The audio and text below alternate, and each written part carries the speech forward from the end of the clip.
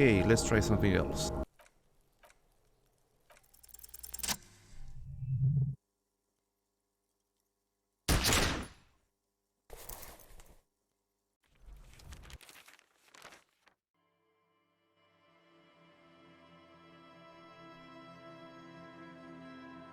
Quality police work.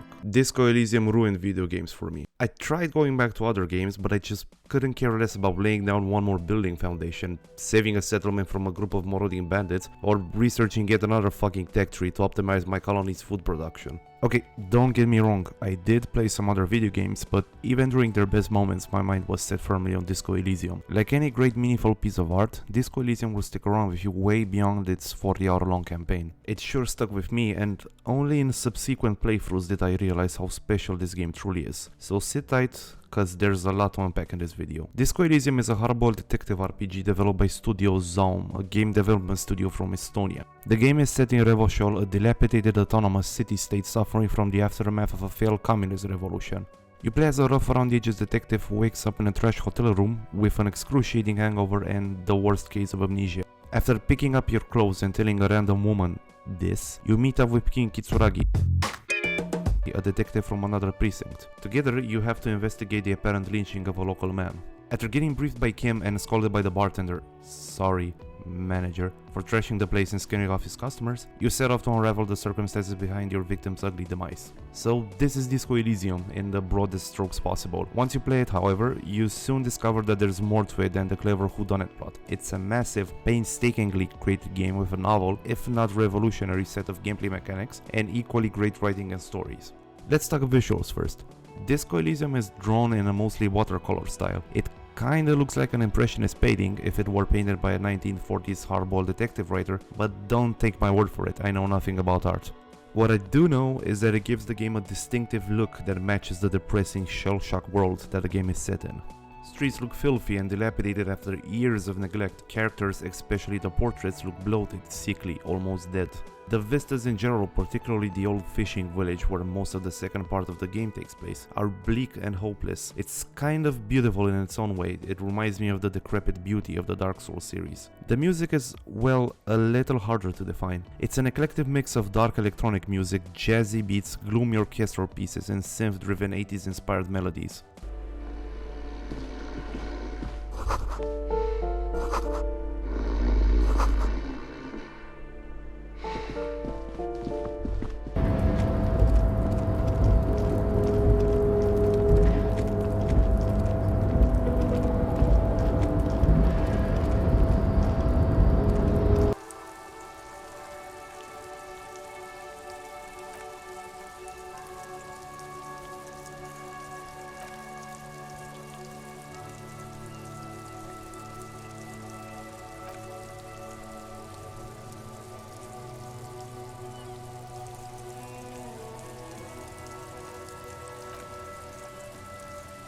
The soundtrack was handled by UK indie rock outfit British Sea Power. If you like bands such as Manchester Orchestra, give these guys a shot, you might like them. On the surface, Disco Elysium uses a standard RPG system. You solve quests, which reward you with XP that gives you points that you invest in the skills that will eventually turn you into a case-solving machine that will put even the attractive and overqualified cops from CSI to shame. If you find the prospect of building a character from scratch intimidating, don't worry.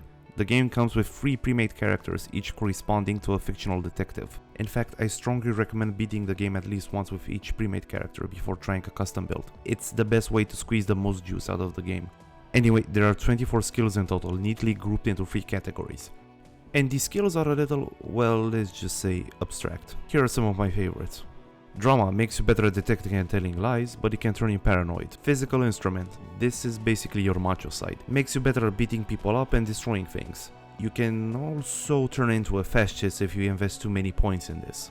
We'll get back to that in a bit. Shivers, the ability to feel the city. Invest points into this skill and you'll get a lot of film noirish flavor text. Esprit de corps. Decor? I don't know, I don't speak German. Helps you develop a better understanding of cop culture and your fellow police officers. It's also a clever narrative device used by the writers to insert short vignettes of the daily goings at your character's precinct. It's basically the game's version of Meanwhile at Precinct 41. Encyclopedia offers lore and tidbits of information that could come useful during conversations. Conceptualization Basically the floating bag scene from American Beauty turns you into an insufferable snob. It's great fun. Savoir-faire. This is a weird one. It's street smart, general know-how, and your natural ability to be cool, all into one. The thing about skills in this game is that they're not just ones and zeros that make up your character. This system functions essentially as a simulation of human consciousness and thought processes. Skills communicate with you and each other and constantly fight for your attention because, in practice, these skills represent the often conflicting parts of your personality. They guide you through the story and offer tips about the best course of action during conversations. Or do they? When I said that skills have personalities, I wasn't being poetic. These skills, as weird as that may sound, are living, breathing entities that have their own agendas, each pushing your character in one direction or another depending on certain choices. They fight for attention the same way a board of directors tries to get in their CEO's graces for favors and bonuses and stuff. Or is it the other way around? Fuck it, I'm no expert in corporate politics, you get what I'm saying. The intricate skill system is complemented by an equally complex thought system. Certain conversations will give you thoughts which can then be internalized for various bonuses, or outright debuffs if you're unlucky. Being Disco Elysium, most of these so-called thoughts are quite abstract, oftentimes delving into the absurd. For example, there's one thought called 9mm finger pistols that lets you do this.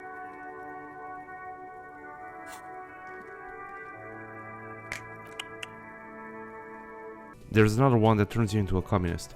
Yes, there's a lot of politics in this game, bear with me. I don't know if that's exactly what the writers were intending, but the radicalization speech sounds suspiciously similar to that meme with Lenin. Hilariously enough, it gives you -2 logic upon internalizing it because, well... You may have noticed that I haven't spoken a single word about the combat. That's because there is no traditional combat to speak of.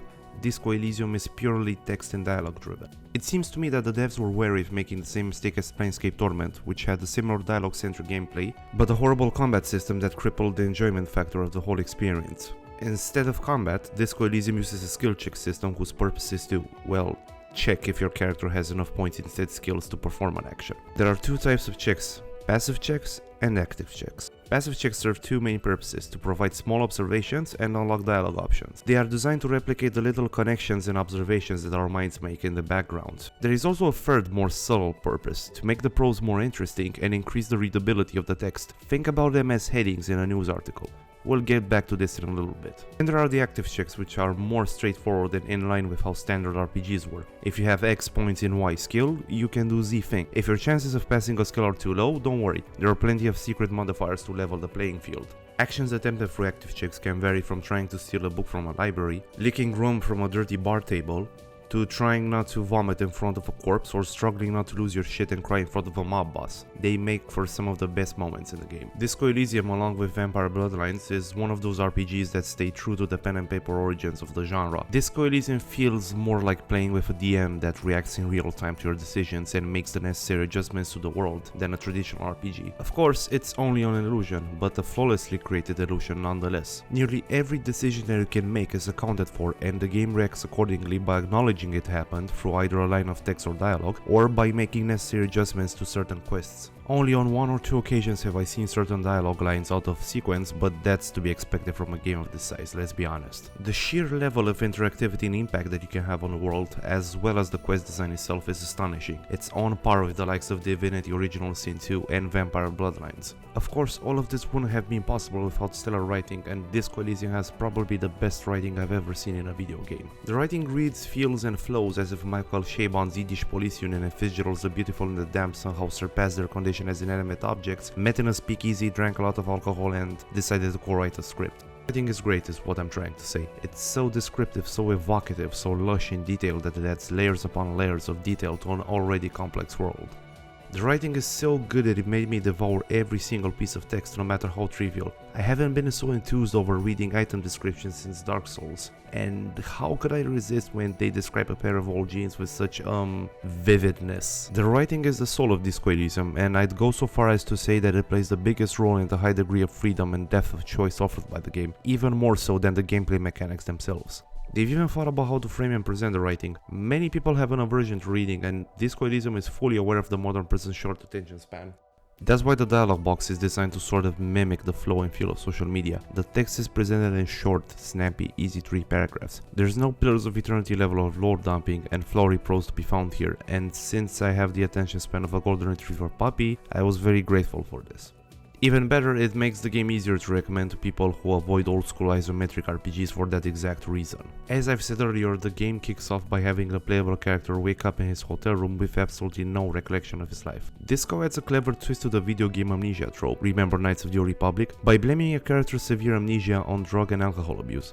This was a clever idea for two reasons. First, it offers a clean slate on top of which players can build and develop their character however they wish, while at the same time fully grounding it into the context of the game's world. You can continue down the path of substance abuse, living on the edge and deluding yourself that you're a quote-unquote superstar cop. You can redeem yourself, become sober and empathize to the sorrows of other people, or you can be a snarky shithead. You can say the craziest shit possible posing as a prophet of the apocalypse. You can be a communist, a fascist, an ultra-liberal, a misogynistic homophobic shithead, a hobo, the world's most laughable centrist as the game puts it, or fuck, even all of the above and neither if you choose.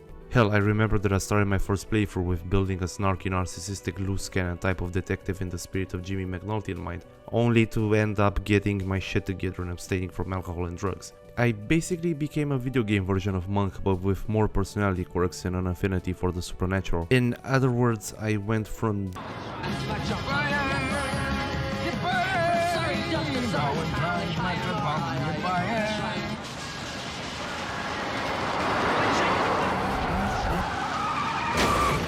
to this. Look at this thing. We've got nature on the run. Finally. Look at that. Look. It's the perfect sandwich. In the span of 40 hours. On my second playthrough, however,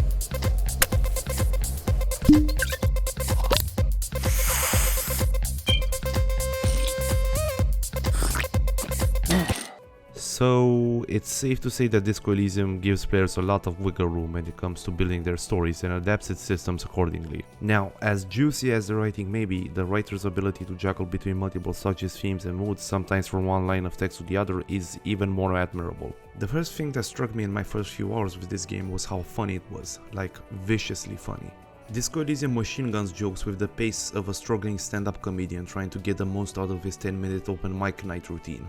The thing about the humor is that at least half of the comedy derives from the elaborate and vivid descriptions of even the most trivial things, which makes the humor very relatable in a weird way. Then there are the dialogue options themselves, which nobody in their right mind would have expected to see in a gritty detective RPG. I don't know about you, but I've never associated murder mysteries with kicking post office boxes, smashing against doors while yelling fuck the system, tagging walls with fuck the police, and attempting to open container doors using ref rake. Of course, humor is subjective and all that, but come on, look me in the eye and tell me Kuno didn't make you chuckle at least once. Now, don't get me wrong, Disco Elysium is set in a bleak world marked by poverty, systemic corruption and endless wars. As funny as this game is, when it wants to get dark, oh man, it gets dark. Like, really dark. This isn't the kind of game that shies away from addressing heavy subjects like depression, mental illness and addiction. And the main character is a perfect example of that, a washed-out homicide detective with a history of substance abuse. While the game establishes from the first moments that it doesn't endorse any self-destructive behavior, it nevertheless demonstrates a keen understanding of its underlying causes. Disco Elysium is neither preachy nor does it romanticize addiction and substance abuse,